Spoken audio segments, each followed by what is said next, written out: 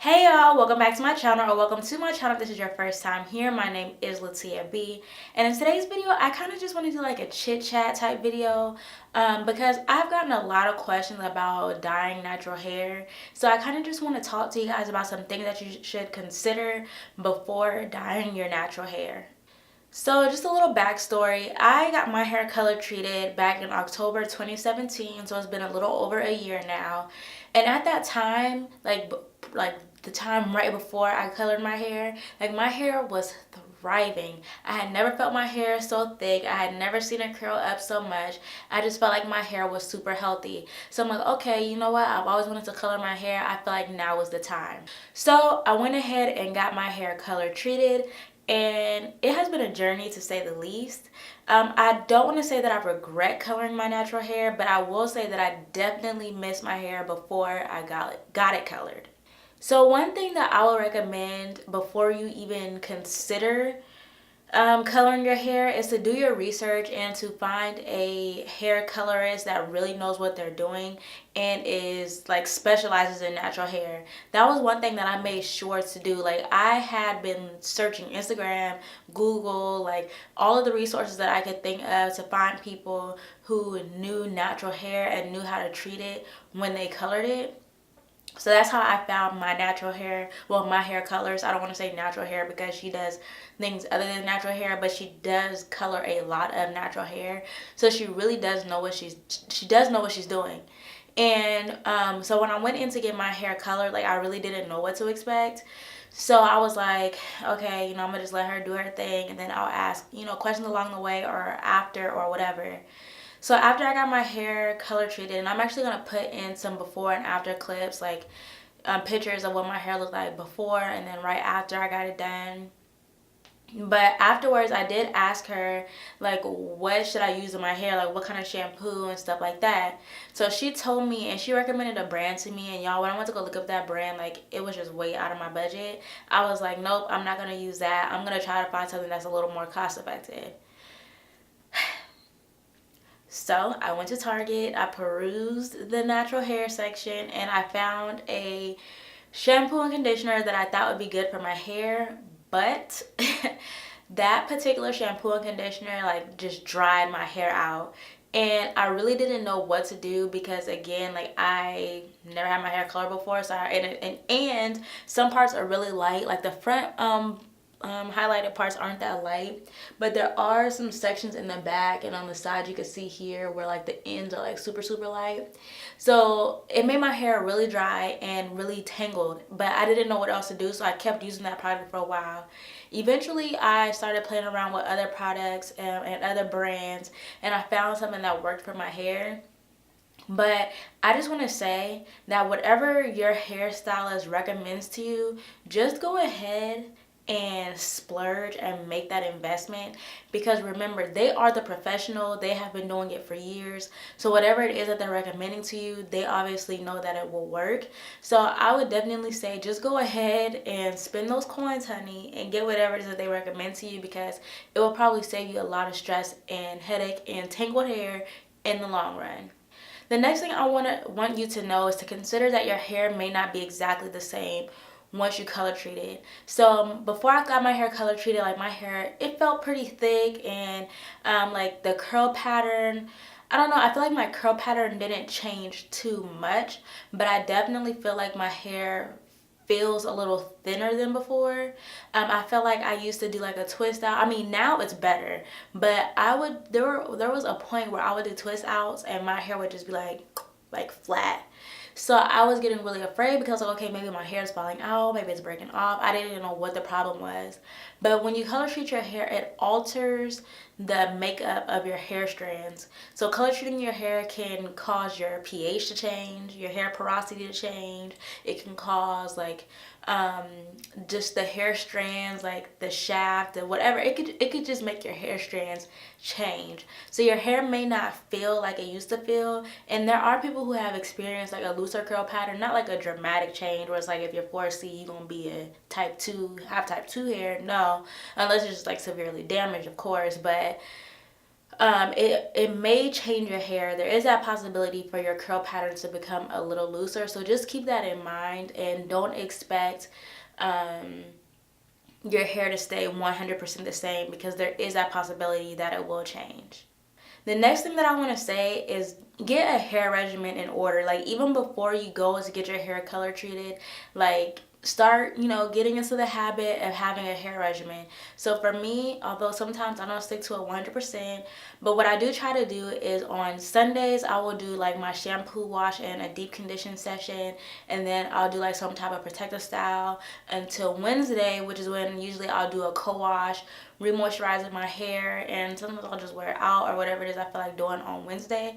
But you have to make sure that you are deep conditioning your hair and make sure to keep it moisturized, especially if you're going for a lighter color. Your hair most likely will feel drier, so keeping it moisturized is so important. Now, when it comes to protective styles, like say you go straight up blonde, a protective style may not be the same for you. Because lighter colored hair does become drier, you may need to like moisturize your hair and do things to it more often.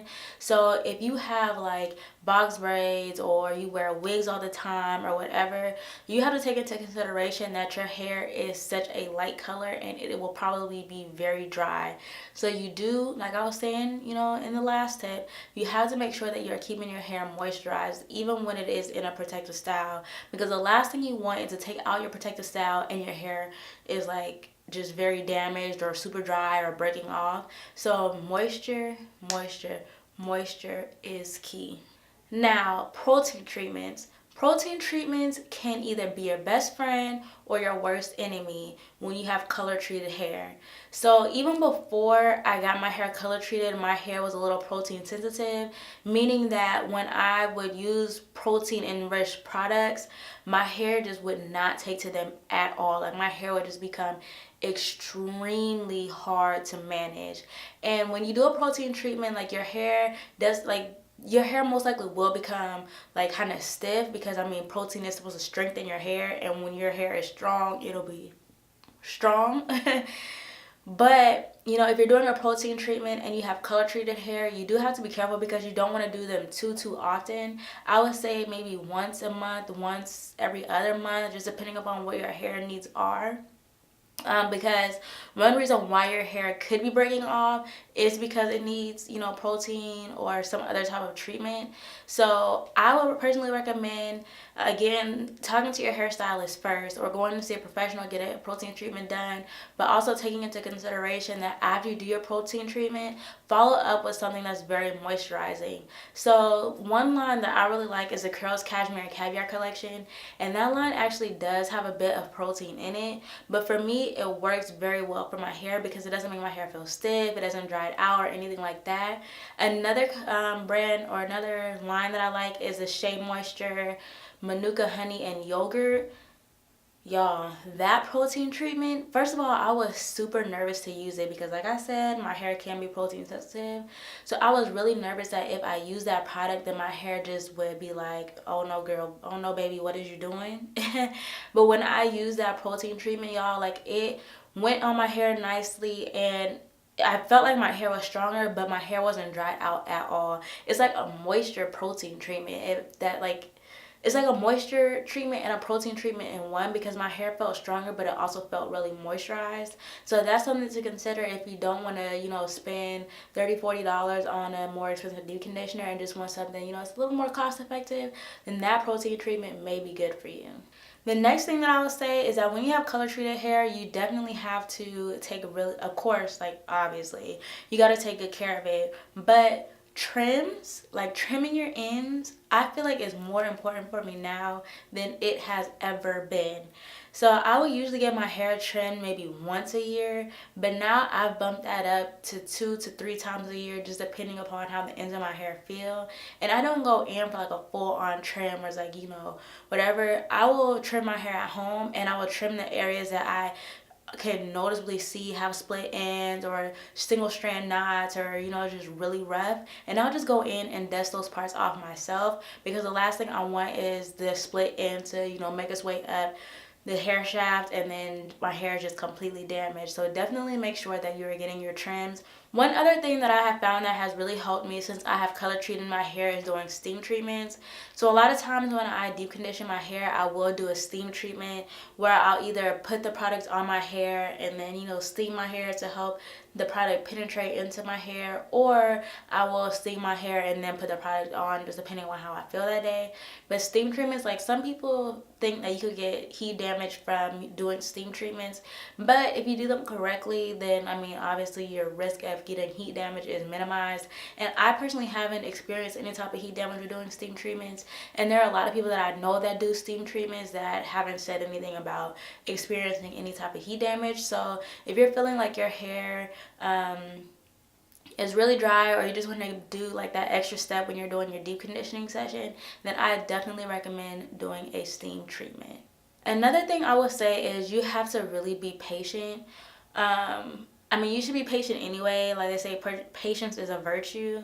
But when you are styling your hair or whatever, especially when you have color treated hair and it's a lighter color, your hair may be more prone to tangles and things of that nature. So you want to make sure that you're patient and you are really taking your time to detangle your hair so that you're not ripping your hair out or causing any unnecessary stress or breakage to your hair. So when you're detangling your hair, I recommend that you always detangle your hair when it's either slightly damp or you have a lot of product. I prefer having a lot of products in my hair before I really like detangle. Like sometimes I'll do like a light finger detangle or while I'm shampooing my hair, and then when I go in for my conditioning treatment or my deep conditioning session, then I'll go in like with my detangling brush and really get those knots and tangles out. But yeah, you just really want to be careful so that you don't rip your hair out, because who wants that? Who wants that to happen? I don't think anybody would want to rip their own hair out. The last thing that I will say is just trust the process. That's something that, like, I'm in that phase right now. So like I said, I really do miss my hair how it was before I color treated it. Do not get me wrong, like, my hair colorist did a bomb job on my hair. Like, I love my hair color. I feel like it really, goes well with my skin tone. I think it brings out a lot of my features much more than my straight up dark colored hair.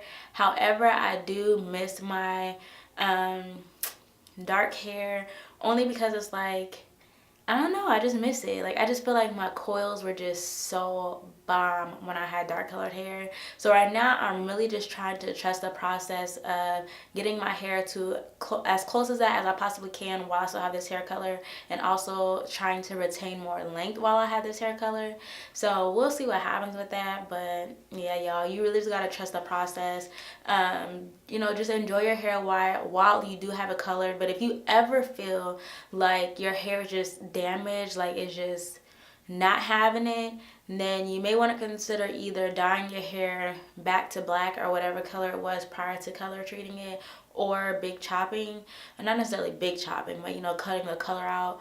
It's so funny actually, because there are a lot of like big YouTubers that I've seen, or big Instagrammers that I've seen, who color treated their hair and ended up either dyeing it back or cutting it off. And I was just like, dang, like, y'all make me want to cut my hair off and start over. But don't worry, I'm not gonna do that. But if you feel like that's something that you need to do, then you really just have to do what's best for you and your hair. But at the end of the day, I would say just work with your hairstylist or a trusted professional that who knows a lot about hair color, and really just ask them whatever questions you have, like, how long will this last, will I need a touch up, what product should I use, what product should I not use, is there certain styles that I can't wear, like any questions that you may have. I would 100% recommend that you ask your hairstylist before getting your hair done, so that you can make sure that decision to get it colored is right for you. So y'all, I hope that you enjoyed this video, and I hope that these tips were helpful. If you have any other tips as it pertains to coloring your natural hair, then please leave them down in the comment section below. I'm sure that it will be extremely helpful for anyone who watches this video and is considering color treating their natural hair. I mean, this is a community. We're all here to help each other. So yes, whatever tips, tricks, suggestions, whatever the case is, even if you just want to say, hey girl, down in the comment section, make sure that you do that. If you like this video, go ahead and give it a thumbs up, and please do not forget to hit that subscribe button. Y'all know I love my subscribers. Y'all Y'all always make my day. We are still so close to 800. Y'all, we're just a few subscribers away. So if you are watching this and you are not subscribed to my channel and you keep coming back to my channel, then you might as well just go ahead and hit that subscribe button right now. All right, y'all, I will see you in tomorrow's 12 days of SoDazzling video, and do not forget to stay dazzling.